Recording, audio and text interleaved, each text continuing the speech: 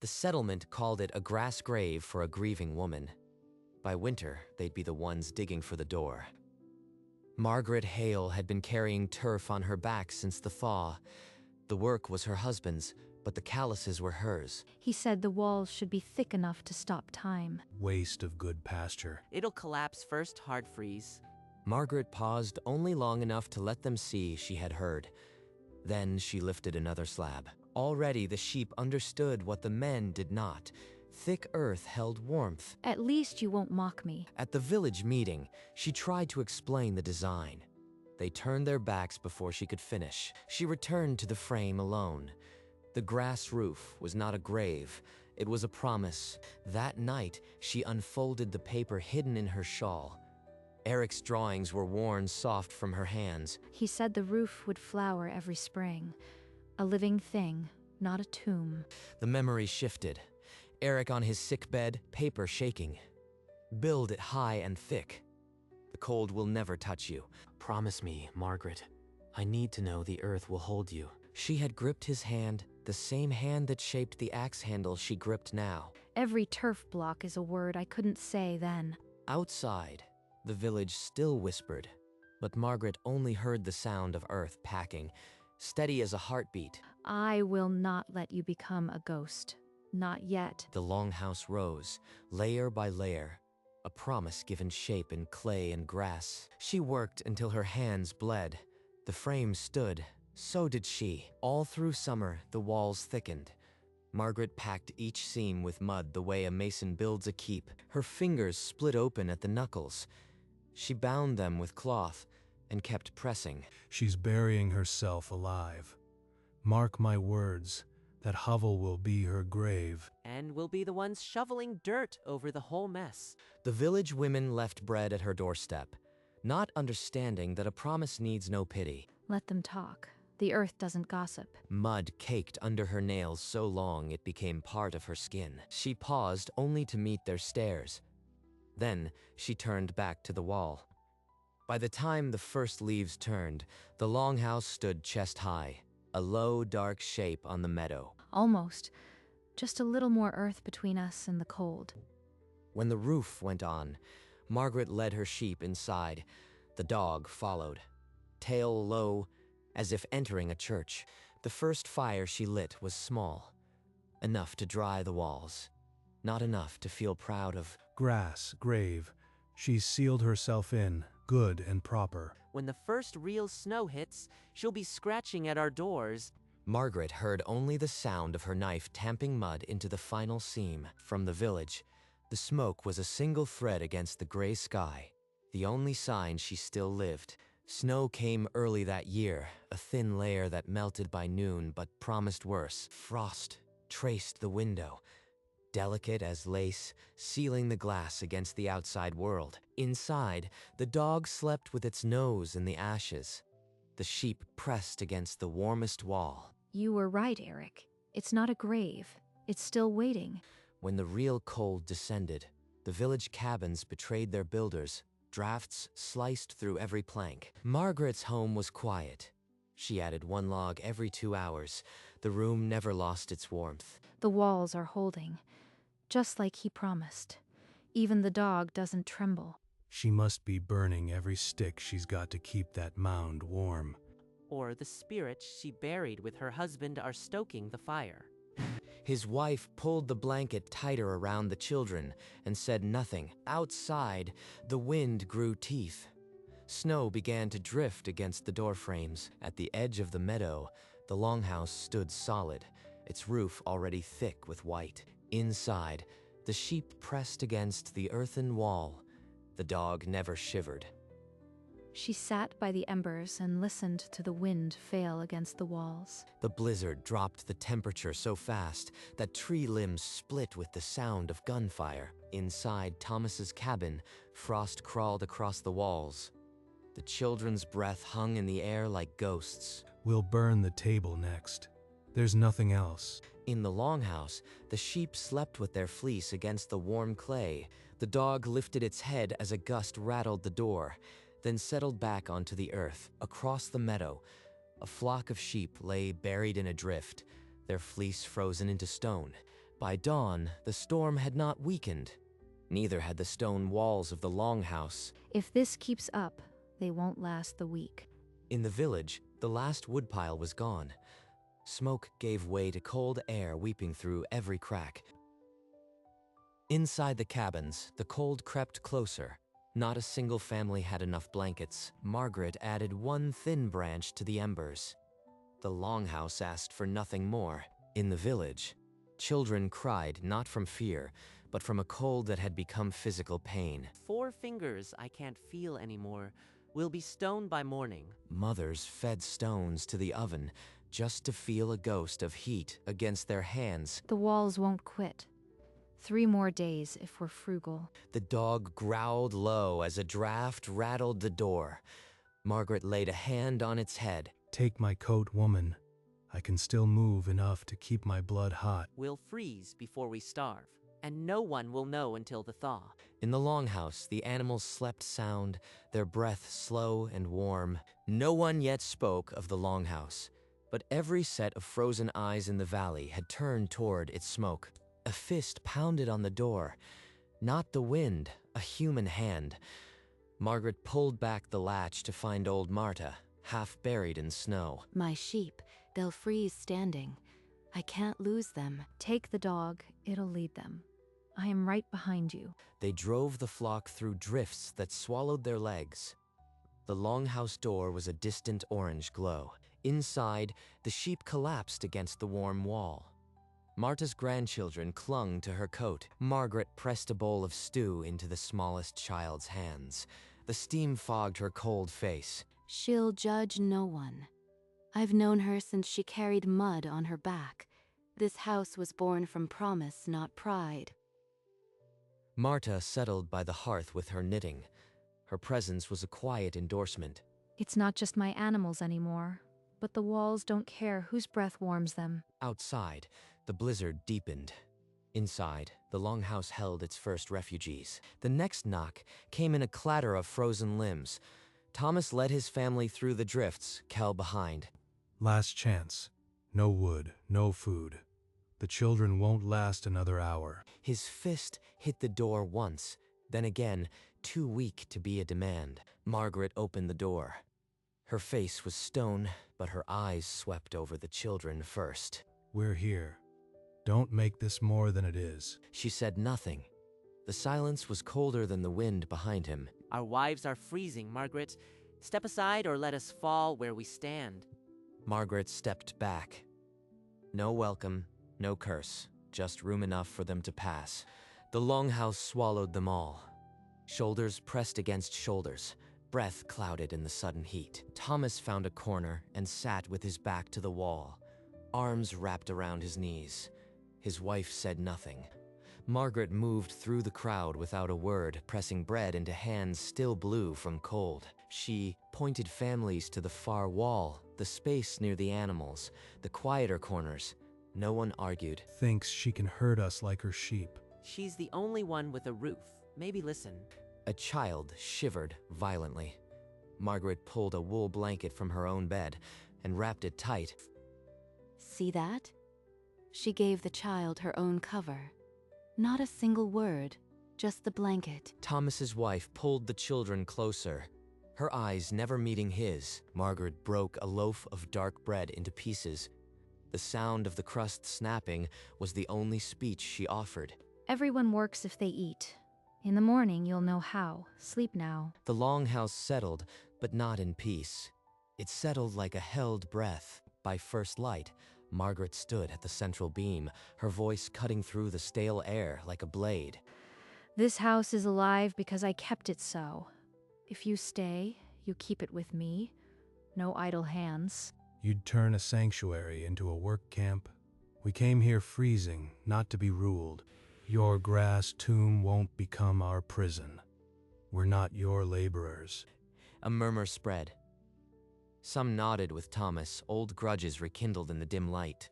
Maybe the widow has a right to set terms. It's her roof, after all. I've known this woman since she carried mud alone. She'll not turn us out, but we owe her better than scorn. In the corner, a child laughed as the dog licked her face. a fragile thread of innocence. I ask no thanks. I ask for hands. Those who can't will carry. But this house won't run on pride. The room divided, half toward the woman who had built this refuge, half toward the man who had mocked it. Margaret reached inside her shawl and drew out a bundle of letters, the edges worn to threads from years of folding. You see a grave. I see my husband's last breath given shape. This house was his design. She held out one page, the ink still sharp after 2 winters, Eric's hand as clear as his voice had once been. For a moment, the room saw not a widow, but the man who had sketched every joint and brace from a sickbed. She did not read from the letters. She only lowered them, and a single tear tracked through the dust on her cheek. The boy from the old country. He talked of walls thicker than winter. I thought it was just a dreamer's talk. Murmurs shifted. Women pulled children closer. The mockery that had fueled Thomas now felt like a stone lodged in every throat. He called it his final gift, not to the village, not to pride, just to me. I am sharing it because you need it. Thomas opened his mouth, but his wife's hand on his arm stopped him. The silence was heavy, but no longer hostile. The grass grave had become sacred ground, and nobody knew yet how to speak in it. A child's whimpering cut through the stale air. His mother pulled back the blanket to reveal a face slick with sweat. This is a fever that won't break on its own. Thomas, your cabin has willow bark. You know the shelf. You are sending me out there for bark? I am sending you out there for a child. Now. Thomas grabbed his coat and vanished into the white. The wind swallowed him before he'd taken 10 steps. Inside his buried cabin, he clawed through ice until his fingers closed around the dried bark. When he crashed through the Longhouse door, Kel caught him before he fell. Ice caked his beard. His lips were white. Margaret ground the bark into steaming water and spooned it between the boys' cracked lips. Within the hour, the trembling eased. The boy's breathing filled the silence like a tide returning. Thomas slumped against the wall, eyes closed. No one spoke his shame. No one needed to. The blizzard gave no quarter. On the 3rd day, the firewood was gone. Only embers pulsed in the hearth. The walls will hold more heat than any fire. Pressed together. That's how the old ones survived. I know where I cut last. A dead pine near my cabin. I can break off enough to last another night. Outside, the cold was a predator. Inside, the house itself was the fire. Kel fought the wind to the buried woodpile, snapping branches with his frozen hands.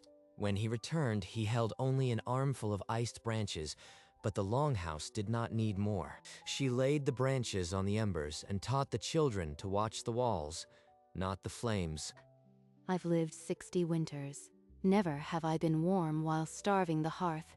This is a miracle built by hands. The candle burned low as the storm raged on, but inside the thick sod walls, no one shivered. The Longhouse had become more than shelter. It had become proof. In the dim hour before dawn, Margaret gathered the closest around the dying hearth. Marta, Thomas, Kel. She unfolded the first letter she had ever received from Eric, the one that carried his voice. If you finish this house, love, it will hold you warm when I cannot. That's all I ask of the earth. The words hung in the air, a blueprint drawn in love, rather than ink. Old Marta wiped her eyes with a corner of her shawl, the knitting forgotten in her lap. Thomas bowed his head. His jaw worked silently, fighting something that would not be swallowed. On the page, the letters were not faded. They had simply been waiting. For a fleeting instant, in the smoke above the flames, Eric's smile seemed real. He gave us this house before we even knew we'd need it. The Longhouse was no longer built of turf and timber. It was built of promises kept. On the 5th day, the wind faltered. A pale sun broke through the clouds for the first time in a week. Margaret pushed open the door. Behind her, the others stumbled into the blinding white. Across the meadow, Thomas's sheep lay where they had fallen, frozen mid-step. His cabin had collapsed, a heap of splintered timber and snow. Thomas stared at the ruin. The scorn he had carried all autumn was buried under it. He sank to his knees in the snow before the Longhouse door. I was wrong. Every word. The 2 words were small, but the silence that followed was larger than any mockery he had ever spoken. Kell stepped forward and pulled him to his feet. No one smiled. No one needed to. Behind them, the Longhouse chimney poured smoke into the still air, the only fire left in the valley. Inside, Margaret stood at the central beam, the bundle of letters resting between her hands. The silence was absolute. She began to read, her voice low but steady, carrying the words her husband had penned from his sickbed. Build it high and thick, my love. The cold will never touch you. That is the only wedding gift I have left to give. The ink was faded, but the promise was not. Every ear in the hall leaned toward her. When she finished the last page, she looked up. Tears ran freely down Marta's face. Thomas's eyes were red. He gave us this house. A stranger, and he gave us this house. The silence broke, and one by one, they rose and pressed their palms against the turf walls. The Longhouse that had been called a grave was now a sanctuary, blessed by the words of a dead man. Margaret folded the letters and tucked them back into her shawl. The weight was lighter now. Outside, the snow still lay deep, but inside, every soul was warm. The next morning, Thomas approached Margaret where she stood by the hearth. He held out his hand. She took it. The grip was firm. Calluses meeting calluses. I'll need every hand, even yours. She spread Eric's drawings on the table. The same plans they had mocked were now the blueprint for their survival. We rebuild with turf. 3-foot walls, packed mud, living roofs. I'll teach you what Eric taught me. I'll cut the turf. My hands already know the blade. Others stepped forward to fell timber, to thatch, to cook. The Longhouse was no red breath, and let's the feeling. Margaret broke a loaf of dark bread and passed the pieces around. The first meal of a new order. I spoke against you to everyone, but today I'll speak for you. We follow you, Margaret. The room answered not with applause, but with the sound of hands being put to work. When the snow finally yielded, the valley exhaled. Water trickled through the meadow, and the first green shoots pierced the roof. He said it would flower, not just survive, flower. The valley stretched green and gold. New lambs stumbled after their mothers. The dead winter was already a memory. From every cabin site, the Longhouse was visible now. Not as a wound on the land, but as its heart. Margaret stood in the doorway, her dog at her side. The braid in her hair had loosened, but her gaze was steady. Your roof is blooming, Margaret, just like the boy promised. He kept his word. The house did too. Bees already hovered over the roof, drunk on wild clover. The Longhouse was alive in every sense. Children ran through the meadow, their laughter carrying to the porch. The valley had found its center. The grass grave had become a garden, and the widow who built it was no longer alone. The rebuilding began at first light. Margaret swung an axe alongside the men, her aim as true as any logger's. Thomas and Kell hauled turf blocks together, the same weight they had mocked her for carrying alone. Funny how this earth feels lighter when you are not the only one lifting it. Margaret paused only to point where the next wall should rise, then returned to the saw. She knows every layer, better than any of us. By midday, the frame of the first new cabin stood, walls 3 feet thick, just as Eric had drawn. Children carried water while the dog wove between their legs.